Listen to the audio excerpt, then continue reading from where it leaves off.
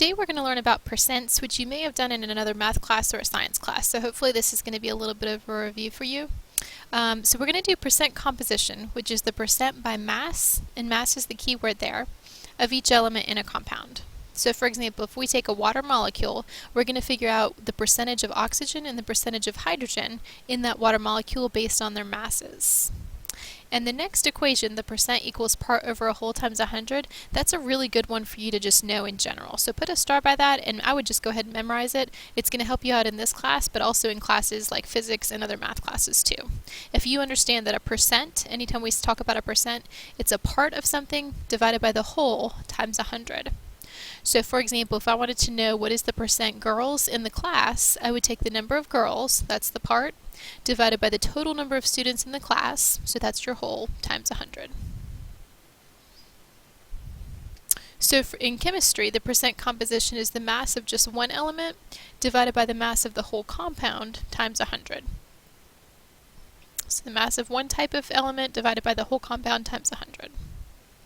So for example, it says find the mass percent composition of aluminum sulfate. So the first thing is you need to find the masses of each of these elements. So you would look on the periodic table, find the mass of aluminum, and it should be about 27. And then find the mass of sulfur, and it should be 32. And oxygen is 16. You're going to take those masses and multiply them by how many atoms you have. So for aluminum, since it's 27 grams per mole is the mass, we have 2 of them, so I multiplied it by 2 and got 54. So this is the part for aluminum, that's how much aluminum contributes to the mass. For sulfur, each one is about 32, and don't forget that when you have a subscript on the outside of the parentheses, you need to distribute it. So you have 3 sulfurs and a total of 12 oxygens. So sulfur, you do 3 times the mass, which is 32 grams per mole, for a total of 96. That's the part that sulfur contributes to the mass. Same thing for oxygen, 3 times 4 is 12. The mass on the periodic table is 16, so you get 192 for oxygen. Add all 3 of these numbers up, and the total composition mass is 342. So now to find the percents, you just take the part over the whole times 100. So for aluminum, the part that it contributes is 54. The total is 342. Times 100, you should get 15.8%. For sulfur, you're going to take the part, which is 96, divided by 342, times 100. And then for oxygen, 192 divided by 342 times 100. So it's pretty easy, just do the part over the whole times 100. One thing you can do to check is to make sure that all your percents add up to 100, because you should have 100% total. So if you add these up and get like 85, it means you did something wrong. So you probably added up the wrong masses or something.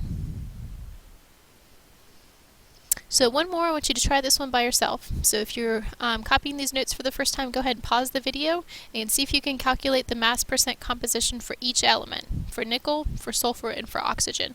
And then once you play this again, you can check your answers. But pause it first and try it by yourself.